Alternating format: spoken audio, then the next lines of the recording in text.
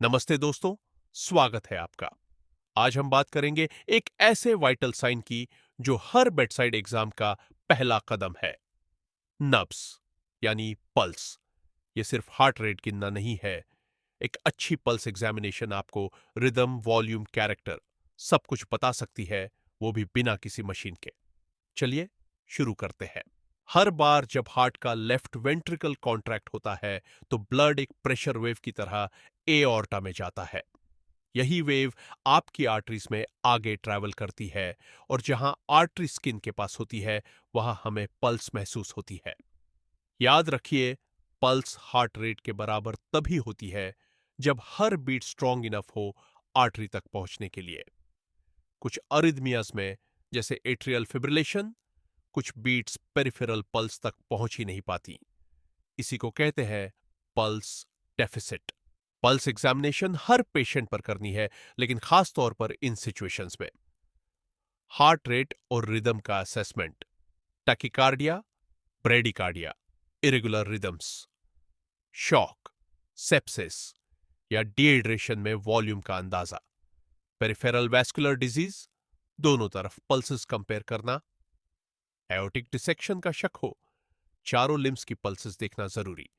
Cardiac arrest में central pulse, carotid या femoral. असली कॉन्ट्राइंडिकेशंस बहुत कम है, लेकिन ये बातें ध्यान रखिए। दोनों कैरोटाइड्स एक साथ कभी मत दबाइए। वेगल स्टिमुलेशन से ब्रेडिकार्डिया या सिंकोपी हो सकता है। सस्पेक्टेड कैरोटिड स्टेनोसिस में कैरोटिड मसाज अवॉइड कीजिए। रिसेंटली फ्रैक्चर्ड लिम्ब पर डिस्टल पल्स जेंटल टच से ही चेक कीजिए। स्टैंडर्ड पल्स रेडियल आर्टरी पर। पेशेंट का हाथ रिलैक्स रखिए, पाल्म ऊपर।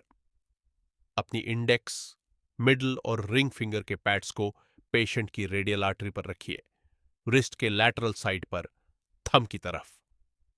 अंगूठे का इस्तेमाल मत कीजिए, उसमें खुद की पल्स होती है, कंफ्यूजन हो सकती है। लाइट प्रेशर से शुरू, फिर थोड़ा फर्म, जब तक पल्स क्लियरली महसूस हो। पूरे 1 मिनट काउंट कीजिए। इरेगुलर रिदम में 15 सेकंड एक्सपोर से गलती हो सकती है। फिर सिस्टमैटिकली बाकी की pulses, brachial, carotid, femoral, popliteal, posterior tibial, dorsalis pedis, दोनों साइड कंपेयर कीजिए। हमेशा हर पल्स पर 5 चीजें नोट कीजिए।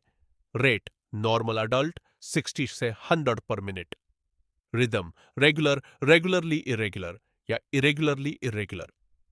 वॉल्यूम बाउंडिंग, नॉर्मल या thready. Character slow rising, collapsing, pulsus paradoxus. Symmetry दोनों साइड बराबर है या नहीं। एक पर्ल याद रखिए, सिर्फ रेट देखकर रीएश्योर मत कीजिए। सेप्टिक पेशेंट की पल्स 90 हो सकती है, लेकिन थ्रेडी और कोल्ड पेरिफेरी, ये शॉक है। नंबर से ज्यादा कैरेक्टर इंपॉर्टेंट है। तो ये थी पल्स एग्जामिनेशन की पूरी गाइड, फिजियोलॉजी से लेकर इंटरप्रिटेशन तक।